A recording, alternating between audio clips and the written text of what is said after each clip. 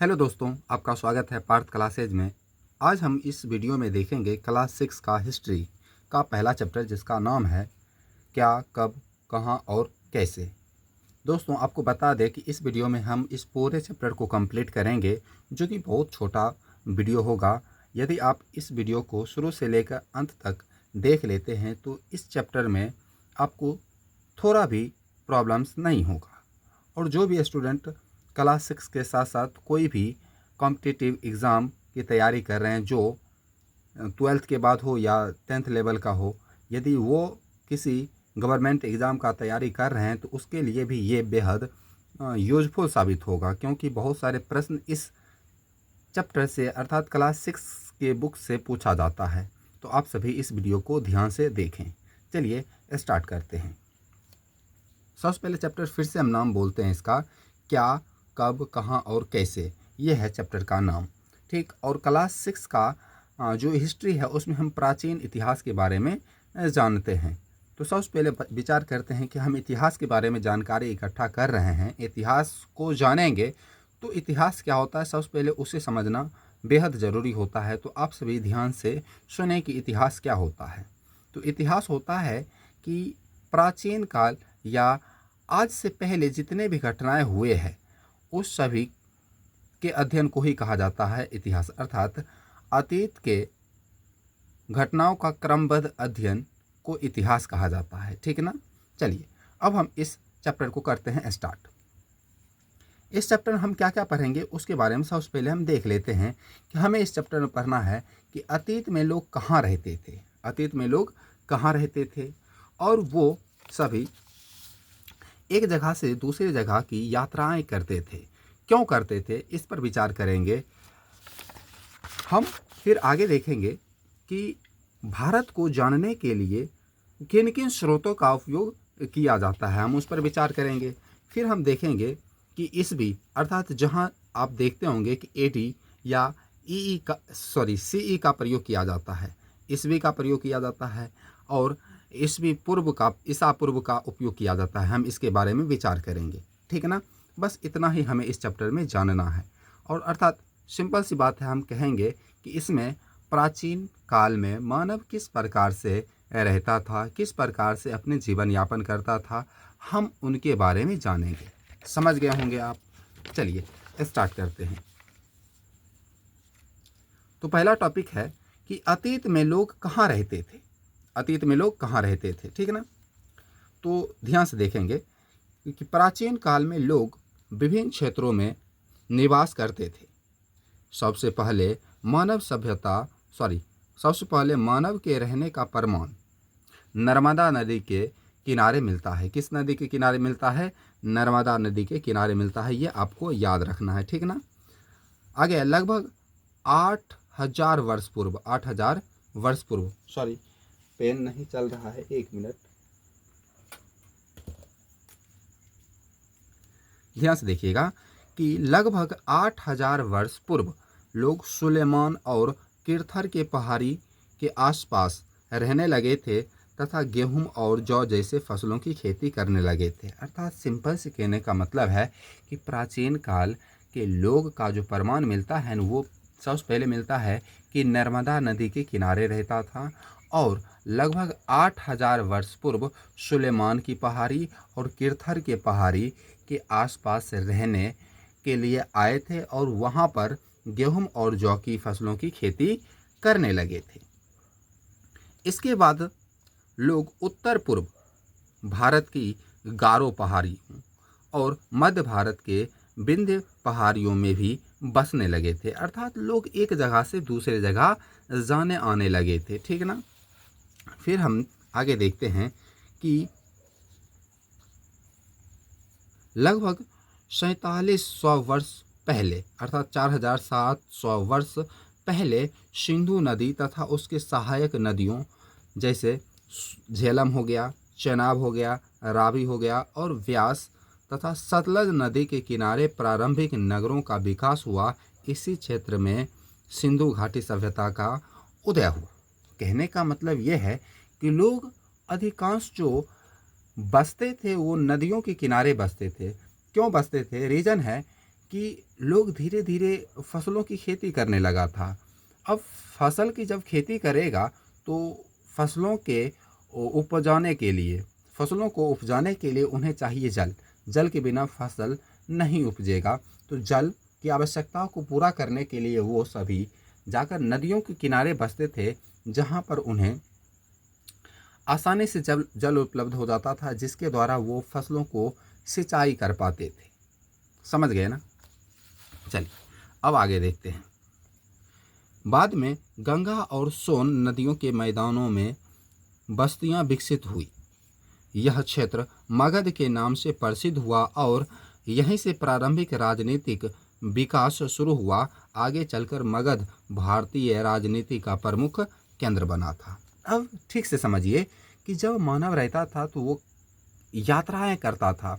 पहले सब प्राचीन मानव जो था वो सभी जब भोजन बनाना नहीं जानता था तो क्या करता था, फसलों को उपजाना भी नहीं चाहता था। जानता ही नहीं था तो चाहेगा क्यों। वो सभी अपना जीवन यापन करते थे फल फूल को ग्रहण करके, जानवरों के मांसों को खाते थे, एक जगह से दूसरे जगह जाते आते रहते थे। धीरे धीरे वे सभी फसलों को उपजाने का प्रक्रिया सीखा, किस प्रकार से फसल उपजाया जाता है। जब वो फसल उपजाना सीखा तो फिर वो ऐसे जगह जाना चाहा जहाँ पर जल आसानी से उपलब्ध हो। तब न विभिन्न प्रकार की नदियाँ आप देख रहे थे कि नर्मदा नदी हो गया, फिर सुलेमान और किरथर की पहाड़ी हो गया। अब पहाड़ी जब है उसके आसपास जल का स्रोत होगा ही होगा। गारो की पहाड़ी हो गया। फिर देखिए यहाँ पर सिंधु नदी एवं उसके सहायक नदियों के किनारे आकर वो अपना निवास स्थान बनाने लगा। क्यों बनाने लगा? ताकि वो आसानी से खेती कर सके। समझ गए? फिर धीरे धीरे जब खेती किया तो अब खेती का फसल लगाकर कहीं चल तो नहीं जाएगा। अब फसल की देख रेख के लिए वो सभी अब एक जगह धीरे धीरे कुटिया बनाकर रहने लगा, जिसके कारण घरों का निर्माण किया गया। अब जिस प्रकार के घर हम वर्तमान समय में देख रहे हैं उस प्रकार का घर उस समय नहीं होता था। समझ गए? वही क्षेत्र धीरे धीरे धीरे धीरे बड़ा होते गया, जनसंख्या लोगों का बढ़ा, तब गांव का निर्माण हुआ था। फिर यही चीज़ जब धीरे धीरे आगे बढ़ा तो मगध का क्षेत्र बना। मगध का क्षेत्र कौन सा बना? तो गंगा और सोन नदी के किनारे वाले क्षेत्र को मगध का क्षेत्र कहा गया, जो पटना आप देखते होंगे। और पटना और इसके आसपास के जो इलाका है पूरा मगध क्षेत्र कहलाता था। और यहीं से प्रारंभिक राजनीति का क्या हुआ था? विकास हुआ था। चलिए अब आगे देखते हैं कि आगे का टॉपिक है कि अतीत में यात्राओं का उद्देश्य। अर्थात प्राचीन काल में जो लोग थे वो एक जगह से दूसरे जगह यात्रा क्यों करते थे, हम उस पर विचार करते हैं। तो देखिए, प्राचीन काल या समय में लोग अनेक कारणों से यात्राएं करते थे, जिनमें से कुछ प्रमुख कारण निम्नलिखित है। बहुत सारे कारण हो सकते हैं, एक जगह से दूसरे जगह जाते आते रहते थे। तो पहला कारण है कि काम की तलाश में, लोग काम की तलाश में एक जगह से दूसरे जगह जाते थे आते थे। दूसरा है व्यापारी जाता था व्यापार करने के उद्देश्य से। व्यापारी तो व्यापार ही करेगा। प्राकृतिक आपदाओं से बचने के लिए, अब कहीं पर ये बाढ़ आ गया, चाहे भूकंप आ गया, तो उस कारण से वो एक जगह से दूसरे जगह जाते थे अपने प्राणों को बचाने के लिए, अपनी रक्षा करने के लिए जाते थे। भोजन की तलाश में एक जगह से दूसरे जगह जाते थे।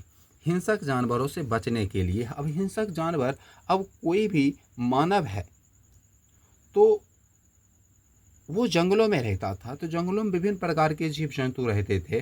तो उसमें से कुछ अहिंसक थे तो बहुत सारे हिंसक भी थे, जैसे शेर, बाघ हो गया और बहुत सारा जानवर होगा जो अब इसको देखेगा तो निश्चित तौर पर हमला करेगा। तो ये सभी उससे बचने के लिए जाकर गुफाओं में रहते थे या ऐसे स्थानों पर रहना ये पसंद करते थे जहाँ पर हिंसक जानवर ना हो। फिर नई नई जगहों की खोज के लिए नई नई जगह खोजते थे, जहाँ पर जल उपलब्ध हो, पत्थर आसानी से उपलब्ध हो, जहाँ खेती आसानी से किया जा सके, जहाँ हिंसक जानवरों से बचाव के लिए उन्हें हथियार उपलब्ध हो जाए, वहाँ वो जाते थे। अर्थात नए नए जगहों की खोज करते थे। आशा करते हैं कि यहाँ तक आप अच्छे से समझ गए होंगे। अब फिर आगे का टॉपिक आता है कि हम जिस देश में रहते हैं उसका नाम है भारत, और भारत को हम इंडिया के नाम से भी जानते हैं, हिंदुस्तान के नाम से भी जानते हैं, आर्यवर्त के नाम से भी जानते हैं। लेकिन इसमें दो नाम बहुत प्रसिद्ध है, जो कि है भारत और इंडिया। आखिर ये भारत और इंडिया नाम कैसे आया, इस पर चलिए बात करते हैं। भारत नाम की उत्पत्ति, अर्थात भारत के स्थान पर आप देश दे सकते हैं। देश के नाम की उत्पत्ति अर्थात हमारे देश का नाम की उत्पत्ति कैसे हुआ, तो देखिए, प्राचीन काल में भारत को इंडिया नाम से भी जाना जाता था।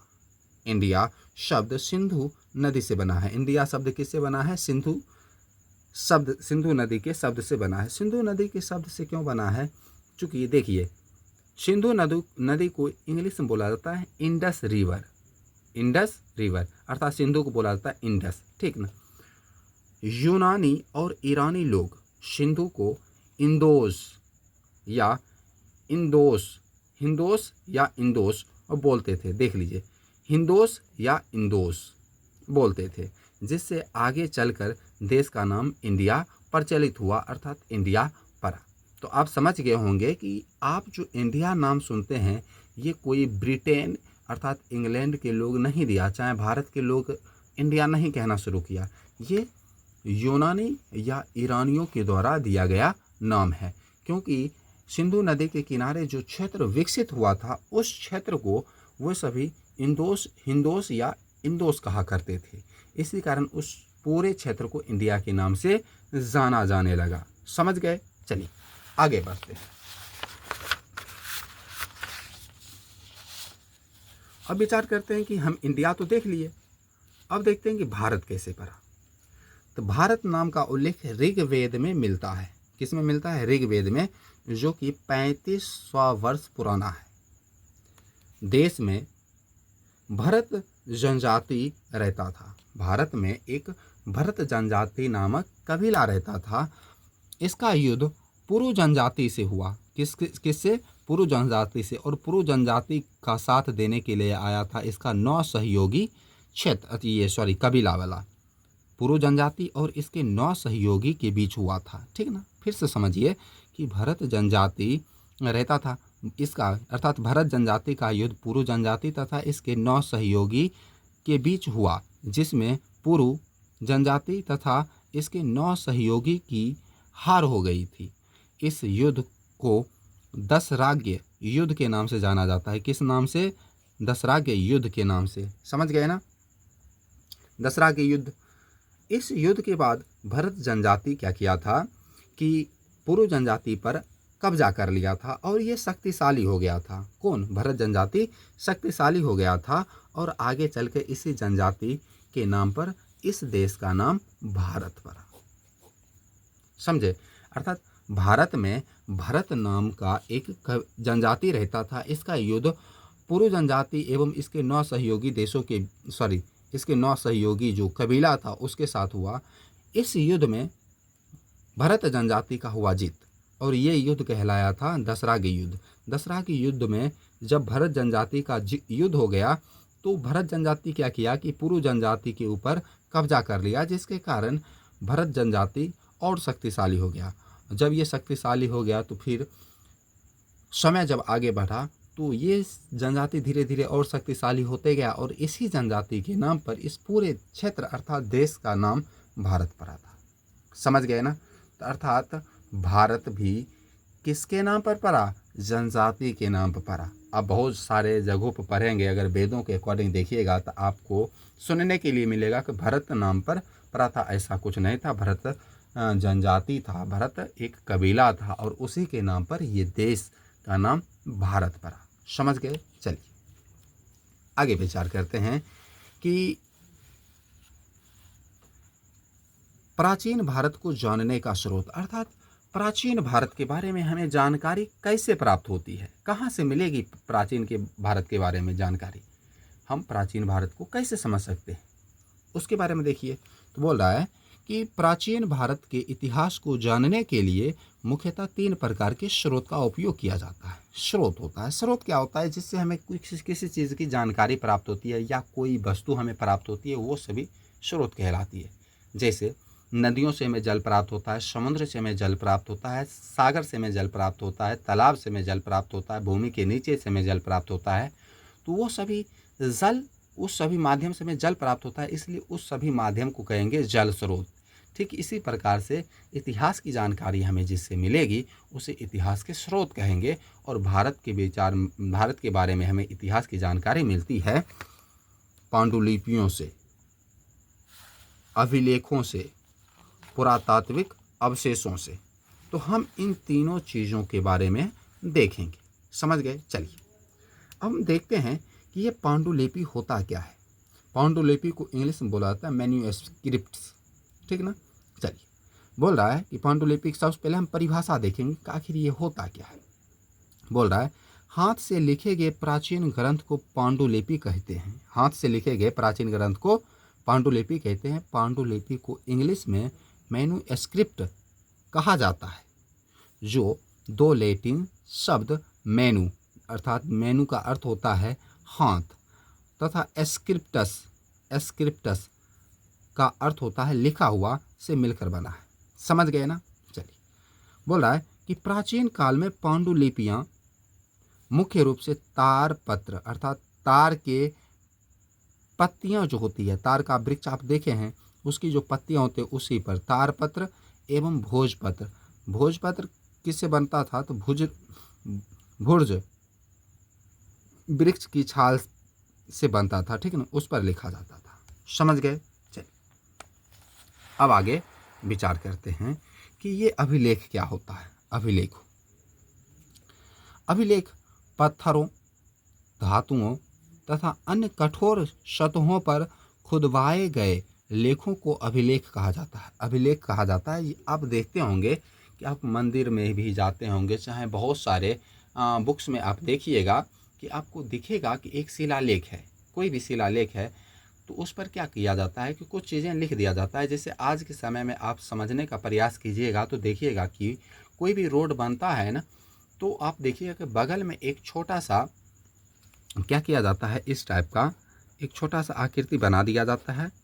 इस टाइप का एक छोटा सा आकृति बना दिया जाता है और इस पर लिख दिया जाता है निर्माणकर्ता लिख दिया जाएगा। अब यहाँ पर मुखिया हो, चाहे कोई विधायक द्वारा बनवाया गया हो, तो यहाँ पर लिख दिया जाता है। और यहाँ पर नीचे खर्च भी लिख दिया जाता है कि कितना खर्च हुआ है इसमें। समझ गए? इसी प्रकार से, अर्थात ये ठोस है ना, पत्थर है, तो इसी को कहा जाता था अभिलेख। समझ गए ना? हाँ, तो कठोर वस्तुओं पर जो खुदवाए गए लेख होता है उसे ही बोला जाता है अभिलेख। तीसरा देखते हैं कि तीसरा है पुरातात्विक अवशेष। पुरातात्विक अवशेष क्या होता है कि पुराने ज़माने में जो वस्तुएं था, जो अवशेष उसका बच गया, उसे ही बोला जाता है पुरातात्विक अवशेष। ठीक है ना? चलिए, बोला जाता है कि पुरातत्वविदों, अर्थात जो इस अवशेष से, पुरातात्विक अवशेष से जो इतिहास की जानकारी को इकट्ठा करता है उसे बोला जाता है पुरातत्वविद। ठीक है ना? तो पुरातत्वविदों द्वारा प्राप्त प्राचीन वस्तुओं को पुरातात्विक अवशेष कहते हैं। इसमें इमारतों के अवशेष, सिक्के जो कि उस समय के राजा महाराजा के द्वारा चलाया गया होगा, औजार अर्थात जो आदि मानवों के द्वारा उपयोग किया गया होगा, भाला हो गया, हंसुआ हो गया और बहुत सारा होगा, मृदभांड अर्थात घैला, मानव के अवशेष शामिल हैं। समझ गए?